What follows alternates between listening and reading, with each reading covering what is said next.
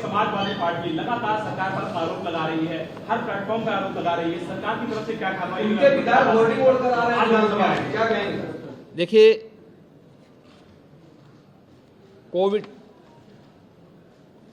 Coding phosphate यह NDPS के अंतर्गत आने वाला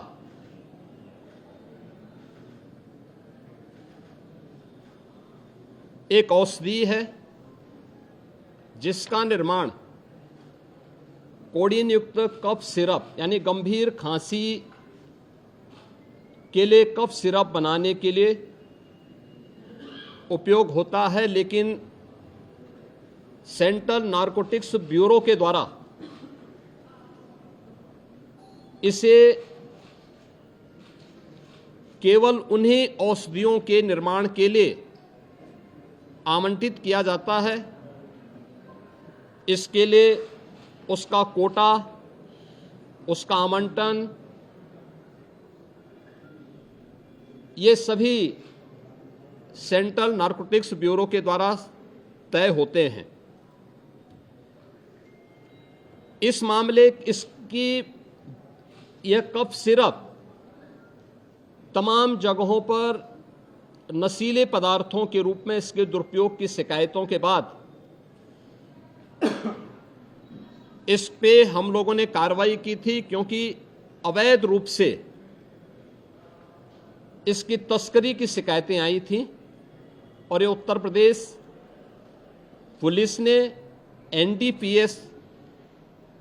जो उत्तर प्रदेश का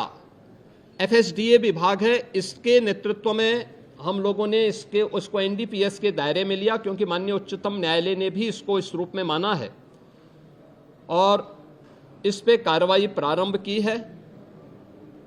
ये कार्रवाई उत्तर प्रदेश सरकार के द्वारा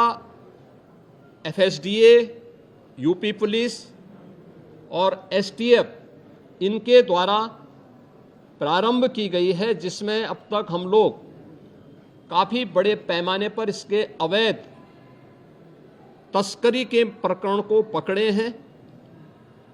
और इसमें व्यापक गिरफ्तारियां भी हुई हैं। यह हर व्यक्ति जानता है कि हर माफिया के संबंध समाजवादी पार्टी से रहे हैं और मुझे लगता है आज विधानसभा में तो कार्रवाई संभवतः नहीं चलेगी, क्योंकि विधानसभा के हमारे एक सिटिंग माननीय सदस्य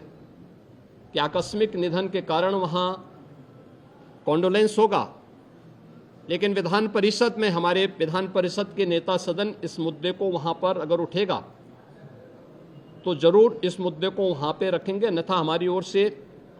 कोई मान्य सदस्य बाहर भी अगर सदन में उठेगा ठीक है, बाहर उठेगा तो बाहर भी उसका जवाब देगा। लेकिन प्रारंभिक जांच में सामने आया है कि उससे जुड़े हुए जिन अभियुक्तों को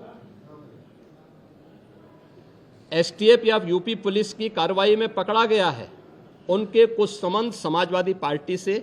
सामने आए हैं और समाजवादी पार्टी जो अपने कार्य के अनुरूप जिसका जो बदनाम हो चुकी है और पहले से कुख्यात है, इस पूरे मामले में भी उसकी संलिप्तता आएगी। चूंकि एसआईटी एक राज्य स्तर की एसआईटी इस पूरे मामले की निगरानी कर रही है, जिसमें यूपी पुलिस, एफएसडीए, इनसे जुड़े हुए सभी अधिकारी मौजूद हैं। इनके अवैध रूप से तस्करी के साथ साथ इससे जुड़े हुए अन्य जो महत्वपूर्ण पहलू होंगे, किन किन लोगों के पास ये धन गया है, ये बातें भी सबके सामने आएंगी और इस बारे में पूरी रिपोर्ट आने के बाद ही इसके बारे में कुछ कहा जा सकता है। लेकिन ये ज़रूर मैं कह सकता हूँ कि जो सपा प्रमुख के द्वारा कहा जा रहा है, ये वही स्थिति है कि यही कसूर मैं बार बार करता रहा, धूल चेहरे पर थी और आईना साफ करता रहा। यानी फोटो इनकी है उन माफियाओं के साथ, तो स्वाभाविक रूप से अवैध लेन देन में भी संलिप्तता कहीं ना कहीं सामने आएगी। जांच आने दीजिए, दूध का दूध और पानी का पानी सबके सामने आएगा।